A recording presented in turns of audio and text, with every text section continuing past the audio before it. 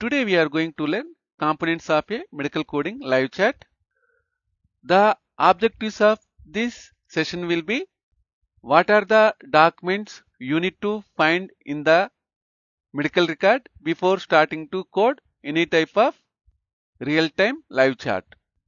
After watching this session, you will be comfortable to start coding any live chat without any query. First one is registration form, where you will find patient's demographic information like patient's age, sex, date of birth, as well as health insurance policy, as well as patient's location. Next one is referral authorization form. If another physician or healthcare provider refer these patients for a consultation, as a coder, we need to know these to determine correct evaluation management code. Next one is operative report. For example, if you are working in a ambulatory surgery setting, whenever you want to start coding live chat, you need to check for operative report. Why means, as a ambulatory surgery coder, without operative report, you can't complete the chat. So before starting coding, you need to check the operative report. If you are able to find the operative report only, you need to start coding. Otherwise, you need to send query to the physician. And coding operative reports depend on coders' knowledge of anatomy and physiology, as well as medical terminology, which is very essential for the ambulatory surgery coder, or the person or the coder who wants to code operative reports. And also, if anyone looking for same-day surgery coding, IPDRG coding, SCC coding, CCS certification training, as well as if you are looking for free AAPC CU webinar links, please send WhatsApp message to 707-526-3939. And also, the description of this video contains our YouTube channel link as well as WhatsApp group link. Please join in that WhatsApp group link for more information related to medical coding updates as well as our trainings. After watching only, if you like this session, please click on like button. If you are having any confusion, please mention in the comment section. And if you are visiting for the first time, please click on subscribe button. And also, if you like this session, please share it with your friends. Next one is the Cytology and Pathology Report.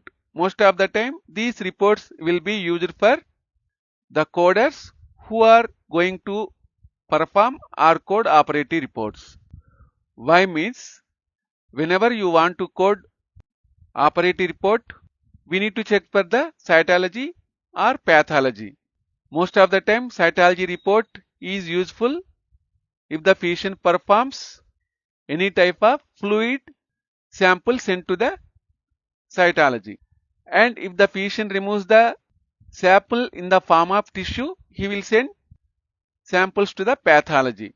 So if you want to complete any type of ambulatory surgery chart, you need to check for cytology and pathology reports. Next, for imaging reports. So if you want to find any type of specificity related to patient's condition, most of the time like type of fractures or laterality, we need to use imaging reports. What are the common imaging reports? X-ray reports, CT scan reports, as well as MRI.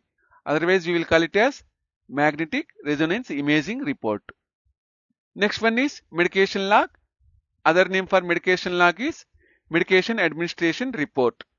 Most of the time, this mark sheet is useful for the coders who wants to code for medication administration also, where you will find start time and stop time of the medication administration, and also you will find type of the administration, whether it is chemotherapy drug or injection or any type of hydration, and also you will find name of the drug using medication logs or medication administration report. Next one is allergy list. Why allergy list is important? Whenever physician wants to prescribe any medication, he needs to check patient's allergy. As a coder, we need to capture this allergy using ICD-10 CM codes. As we are having multiple codes for allergies also, like for example, if the patient is having any type of allergy using penicillin, we are having separate code for penicillin allergy or otherwise peanuts allergy. Next one is history and physical. Usually we will call it as HMP. Most of the time this HMP will be written by the admitting physician, where he will explain the background and current issues related to the patient's current admission to the hospital. Next one is the consultation reports, where most of the time you need to use it for secondary diagnosis, mostly chronic conditions, as well as most of the relation related to the patient as well as the current condition. Whenever you want to code consultation report, you need to check for 3 components. Usually we will call it as RRR. We need to check first referring physician. So referring physician is the first R. Next you need to check for rendering physician. Next you need to check for rendering physician report to the referring physician. This you will find in the consultation report. Next you need to check for Preop HMP.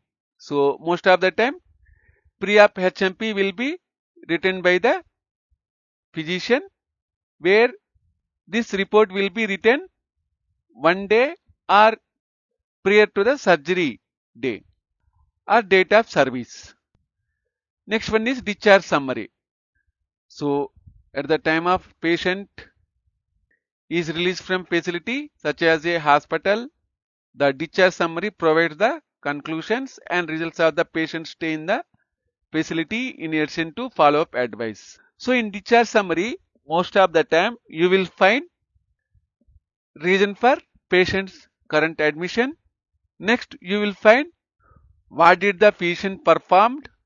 Next you will find conclusion of the physician. Next you will find patient discharge diagnosis, and also you will find follow-up advice by the physician. So most of the time in inpatient coding, we will start coding from the discharge summary only, where as a coder we will get all the information related to the patient from starting to ending in the discharge summary.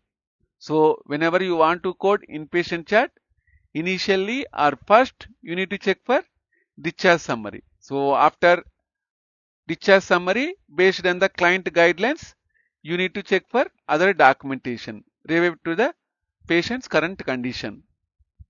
So thank you coders. Thanks for watching this video. As usual, if you like this session, please click on like button. And also if you are having any concerns, please mention in the comment section of this video.